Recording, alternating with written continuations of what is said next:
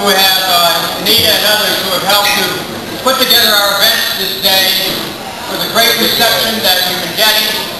I want to thank one and all for your presence here and for your dedication to this great effort to reclaim and restore our nation to its highest principles.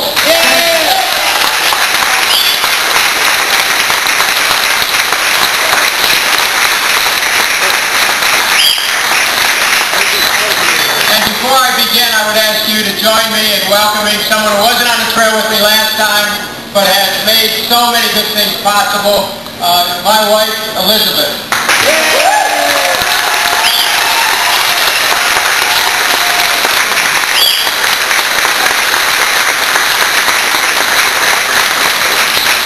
We are so thrilled to be here in Florida and in the Tampa, St. Petersburg area to have a chance once again to reach out, to talk about the direction that America can take, a direction that reconnects with the world community in the cause of peace, a direction that rejects war as an instrument of policy.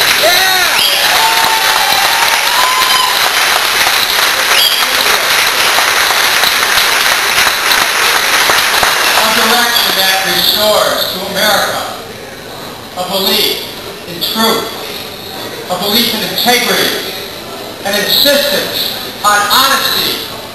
People in high office, the American people have a right to a president and a vice president they can be proud of, one they trust, one they know will not let this country down, one they know will never lead this country on a course of action based on lies. This is time for us to reclaim a higher principle of government.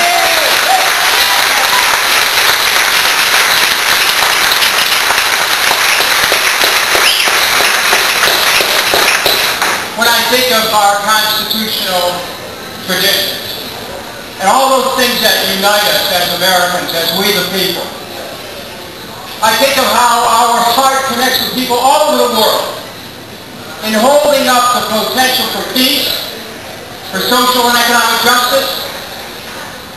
And I think about how those who hold this high office throughout history have had such a deep responsibility to the basic values that bind us, to those principles that are embedded in the Constitution that protect our liberties, that enable us to be truly free, that enable us to feel a sense of goodness about who we are as Americans. What a profound responsibility a president has and a vice president has to be able to show a connection with that historic commitment, with an American tradition of goodness and decency. And it's time to restore that to the White House.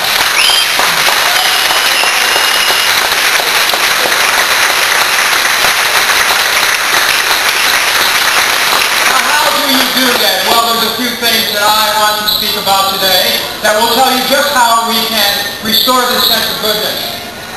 Number one, the United States must get out of Iraq once and for all.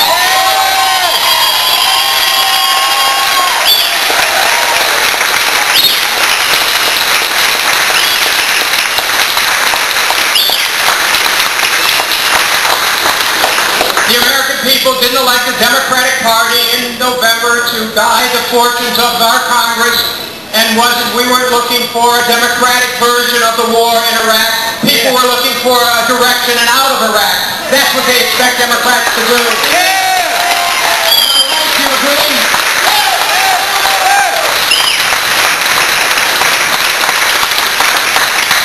And here, my friends, is exactly what we should be doing. Instead of giving President Bush another 4 or 5 months of funding for the war, we should be telling the president, no more funds for the war, Mr. President. We're not going to pass any legislation at all to fund this war.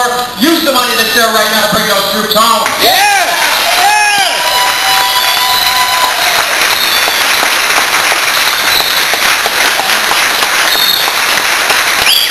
I want everyone here to understand this now. This is a very important principle. You've been hearing people say, well, we just don't have the votes to bring them home. Let me tell you what the truth is.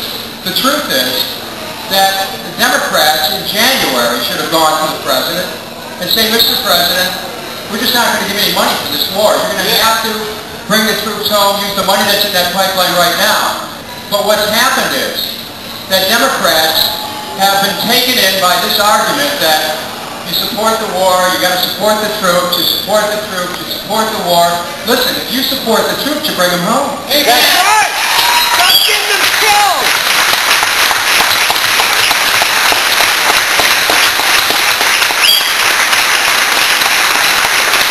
Now we have Democratic candidates and they're all good men, they're all good men. There's a good woman in Mrs. Clinton. I know all of them. Some of these candidates I've known for 30 years.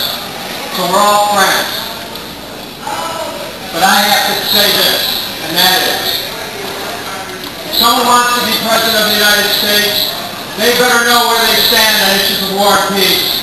You can't stand for peace one day and then fund a war and then stand for peace on the third day. Amen. Yeah! Yeah! Yeah!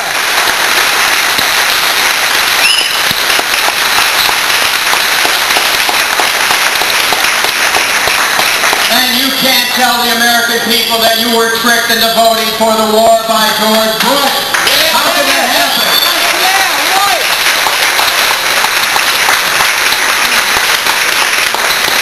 Can you imagine what a recommendation that is? Oh, I was fooled by George Bush. That's why I voted for him.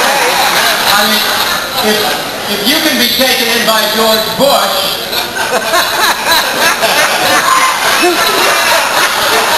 well, you get it.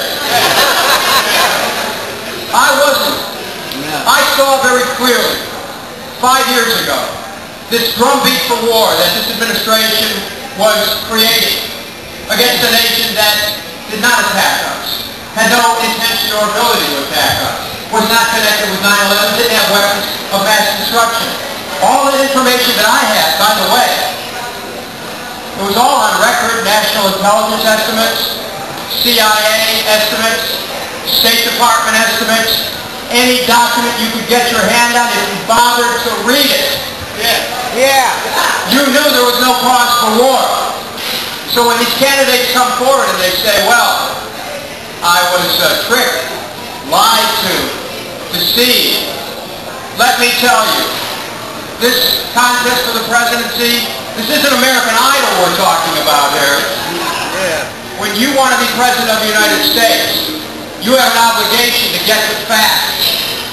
We already had an audition for President, and that audition was in 2002 and 2003, and just about every candidate who is running failed that audition.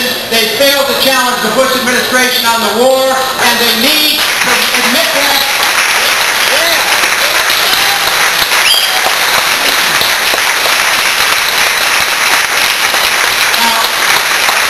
Why is this important? This isn't just about going over old history, because it's been said time and again that what is past is prologue.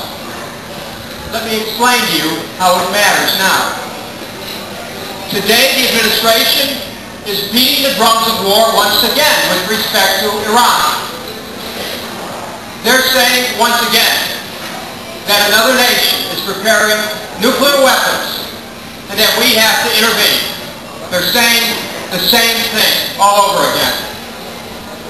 3 of those candidates for president, who are all friends of mine, and with whom I've had the opportunity to be with many times, they're saying of Iran the same thing that George Bush and Dick Cheney are saying. They're saying all options are on the table.